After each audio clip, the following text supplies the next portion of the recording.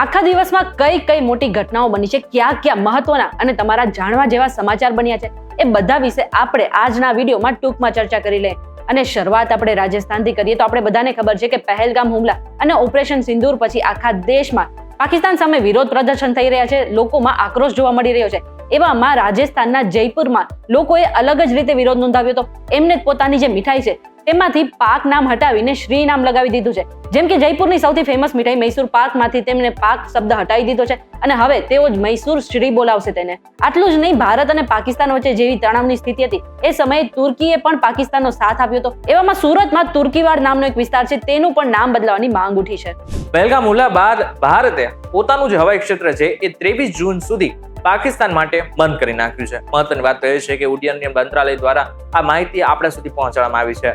Pakistan airport authority દ્વારા જાહેર કરાયેલા નોટમમાં શુક્રવારે અગાઉ પાકિસ્તાને 24 જૂન સુધી ભારતીય ફ્લાઇટ્સ માટે તેનું હવાઈ ક્ષેત્ર બંધ કરી દીધું હતું. પાકિસ્તાન એરપોર્ટ ઓથોરિટીએ જણાવ્યું હતું કે ભારતીય વિમાનોના પાકિસ્તાન હવાઈ ક્ષેત્રના ઉડાન પરનો પ્રતિબંધ 24 જૂન 2025 ના રોજ સવારે 4:59 વાગ્યા સુધી લંબાવવામાં આવ્યો છે. ત્યારે આવા આગળના સમયમાં હવાઈ ક્ષેત્ર ખુલે છે કે નહીં એના ઉપર જોવાનું રહ્યું. છેલ્લા 40 વર્ષમાં આશરે 20,000 ભારતીયોએ આતંકવાદી હુમલામાં પોતાનો જીવ ગુમાવ્યો છે અને આ ડેટા જે છે એ ભારતે દુનિયા સમક્ષ મૂક્યા છે.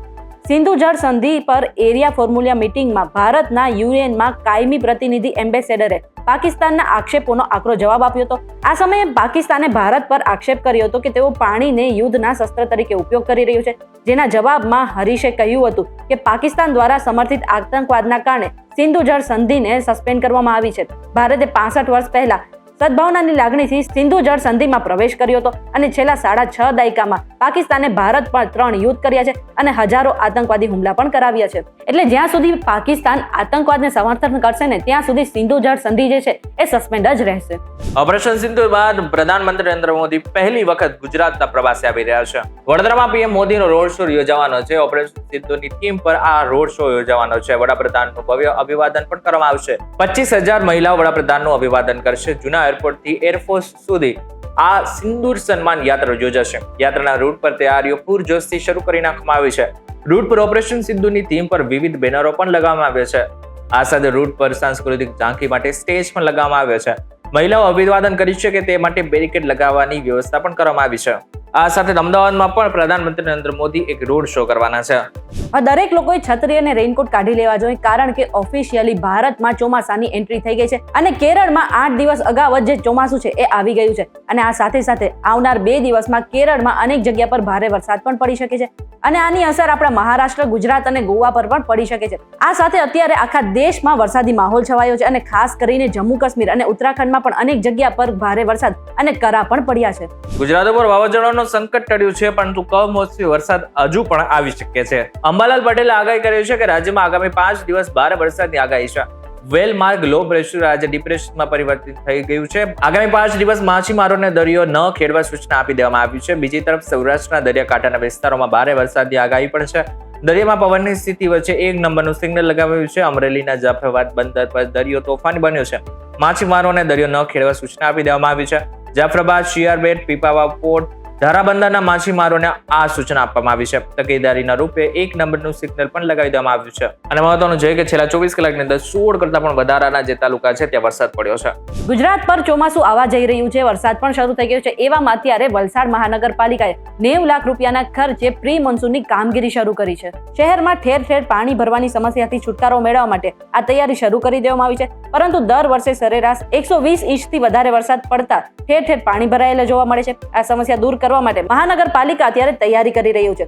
પરંતુ કામગીરી પર વિપક્ષ અને સ્થાનિકો દ્વારા સવાલ પણ ઉઠાવવામાં આવ્યા છે અને કહી રહ્યા છે કે કામગીરી માત્ર કાગળ પર જ થઈ રહી છે કારણ કે ચોમાસું નજીક છે પરંતુ અત્યારે આખા શહેરમાં ઠેર ઠેર ખાડા ખોદાયેલા જોવા મળે છે અને રસ્તાનું કામ પણ ચાલુ છે. ત્યારે લોકો પણ આ કામગીરી પર સવાલ ઉઠાવી રહ્યા છે. દરેક માતા પિતાની ઈચ્છા હોય છે કે પોતાના જે દીકરા કે દીકરી હોય ને એમની ઘડપણમાં સેવા કરે, પરંતુ કળિયુગમાં તો દીકરો ક્યારે ઘાતકી થઈ જાય છે એની પણ જાણ કોઈને નથી હોતી.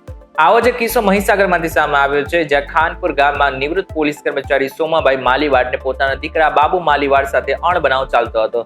સાંજના સમયે ગામમાં જ ગૃહ શાંતિની વિધિમાં જતા બંને વચ્ચે ઉગ્ર બોલાચાલી થઈ હતી અને હત્યારા દીકરા સોમા માલીવાડે પિતાની કારથી કચડી હત્યા કરી નાખી હતી. હોસ્પિટલમાં સારવાર મળે તે પહેલા જ પિતાનું મૃત્યુ થયું હતું. જે પિતાની આંખોમાં દીકરાના સારા ભવિષ્યની ચિંતા હતી એ જ આંખો સામે દીકરો દાનો બની ગયો. ઘટના અંગે મૃતકના પત્નીએ પોલીસ સ્ટેશનમાં ફરિયાદ નોંધાવી. પોલીસ અત્યારે દીકરાની ધરપકડ કરી આગળની કાર્યવાહી શરૂ કરી નાખી છે. ત્યારે મહત્વનું છે કે આવા કેટલા દીકરા હજુ પણ કળિયુગમાં જોવા મળશે એની કોઈ જ ગણતરી નથી. હવે આપણે ક્રિકેટની વાત કરી લઈએ તો આખરે ટીમ ઇન્ડિયાને પોતાના ટેસ્ટના કેપ્ટન મળી ગયા છે.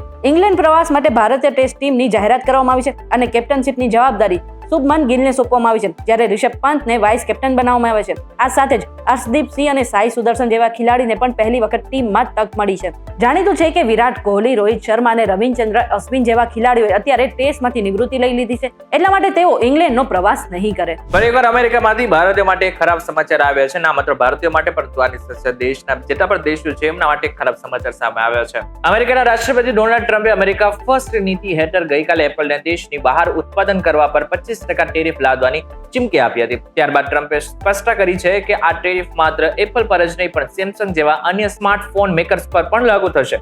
ટ્રમ્પના આ ટેરિફની ભીતિ માત્ર એપલ સુધી સીમિત નથી. તેમણે પોલિસીમાં સ્પષ્ટ આપી છે કે તેની અસર દક્ષિણ કોરિયન કંપની સેમસંગ પર પણ થશે. સેમસંગ પણ અમેરિકામાં મોટા પ્રમાણમાં સ્માર્ટફોનનું વેચાણ કરે છે, પરંતુ તેના મોટા ભાગના ઉત્પાદન દક્ષિણ કોરિયા, વિયેતનામ, ભારત અને બ્રાઝિલમાં થાય છે. વર્ષો પહેલા ચીનમાંથી એક્ઝિટ થઈ લીધા બાદ પણ સેમસંગ અમેરિકામાં ઉત્પાદન કરતી નથી, તેથી તેણે પણ આ ટેરિફ ચૂકવવા પડશે. આ સિવાય અમેરિકામાં વેચાણ કરી રહેલા અન્ય કોઈ પણ ફોન મેકર પર ટેરિફ લાગુ થશે નહીં. ઇન શોર્ટ જોવા જઈએ તો આગળના સમયમાં અમેરિકા પોતે જ મહાન બનતું હોય એવું લાગી રહ્યું છે અને બીજા કોઈ પણ દેશને મહાન નથી બનવા દેવું એવી પણ એક નીતિ સામે આવી રહી છે. ત્યારે આ બાબતને લઈને તમારું શું કહેવું છે અને જરા કોમેન્ટ કરીને ચોક્કસ કહેજો. વિડીયો પસંદ આવે વિડીયો લાઈક શેર જરૂરથી કરજો. આવા જ ઇન્ફોર્મેટિવ વિડીયોઝ માટે VTV ડિજિટલ સાથે જોડાયેલા રહેજો.